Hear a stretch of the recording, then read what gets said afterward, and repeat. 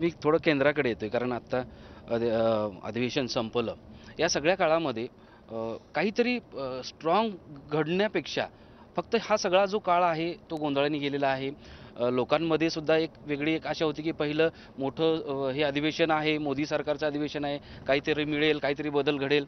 पण मुळात काहीच त्यातून निष्पन्न होऊ शकलं नाही. तुम्ही याच्याकडे कसं बघता? असं आहे की हे सरकार आल्याच्या नंतर गेल्या अधिवेशनाच्या काळामध्ये आता आकडा माझ्या लक्षात नाही, पण 35-36पेक्षा जास्त बिलं पास झाली. राज्यसभेत आम्हाला लोकांचं बहुमत असताना सुद्धा पास झाली. याचा स्वच्छ अर्थ आहे की सहकार्य त्या ठिकाणी केलं गेलेलं आहे. आता काही प्रश्न निर्माण झाले. असेच प्रश्न ज्यावेळी निर्माण झाले होते त्यावेळी सुषमा स्वराज ह्या विरोधी पक्ष नेत्या होत्या लोकसभेत आणि अरुण जेटली हे राज्यसभेत.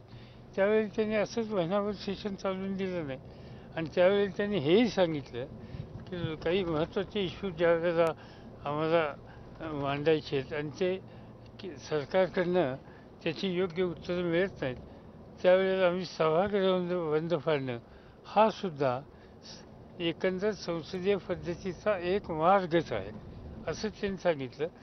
ते धोरण काँग्रेसने आता स्वीकारलेलं आहे. अशी ज्यावेळी स्थिती येते त्यावेळी खरी जबाबदारी जास्त असते सत्ताधारी पक्षाची.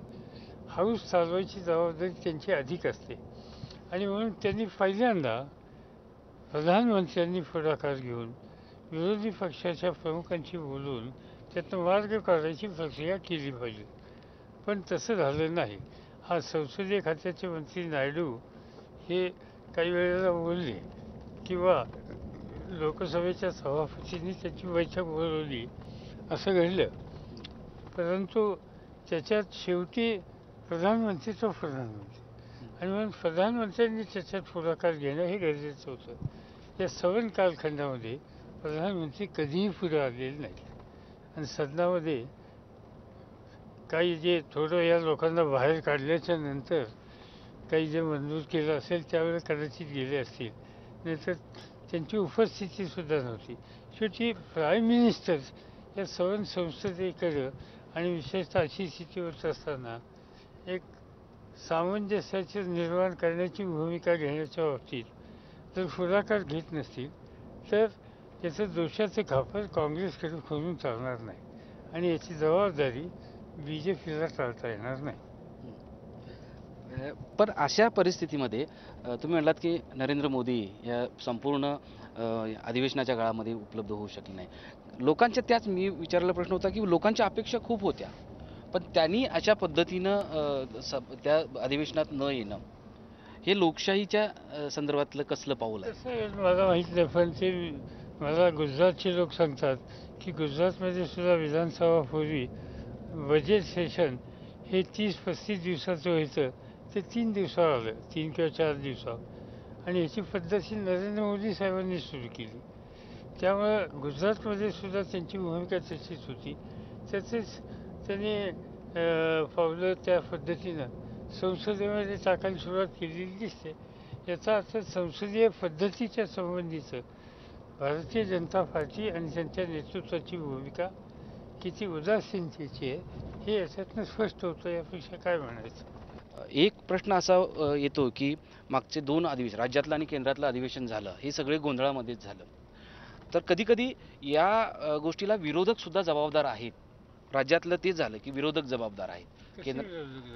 ज्या पद्धतीने अधिवेशन काळामध्ये सभागृहात न चालवता सभागृहात चर्चा न करता बाहेर येऊन असा आरोप सत्ताधाऱ्यांकडून केला जातो. असं आहे की मूळ प्रश्नाची सोडवणूक करायची नाही, मूळ विषय घ्यायचे नाहीत.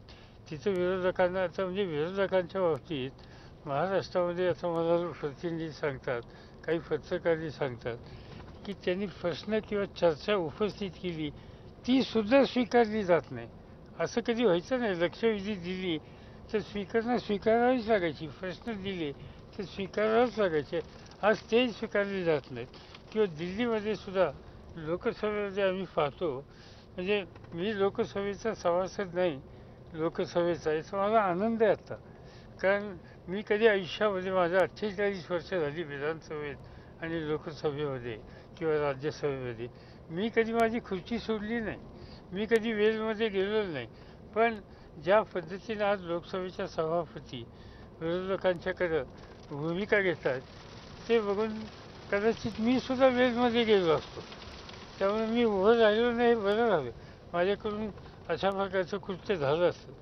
कारण विरोधी पक्षाकडे बघायचंच नाही आणि सत्ताधारी पक्षाच्याकडे नजर ठेवूनच सगळे निर्णय घ्यायचे. यापूर्वी सदनामध्ये कधी दंगा झाला नव्हता असं नाही. घोषणाबाजी झाली, अगदी स्पीकरच्या समोर येऊन बोर्ड दाखवून सुद्धा पूर्वी घोषणा झाली.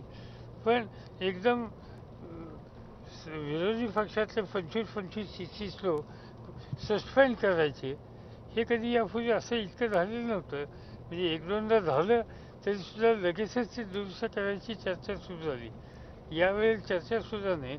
आणि इतकंच नव्हे तर स्पीकर सध्या मी बघतोय की बाहेर टेलिव्हिजन किंवा वर्तमानपत्रामध्येच त्यांच्या मुलाखती फार की स्पीकरने शक्यतो सदनामध्ये बोलावं असे संस्कार आम्हा लोकांच्यावर आहेत.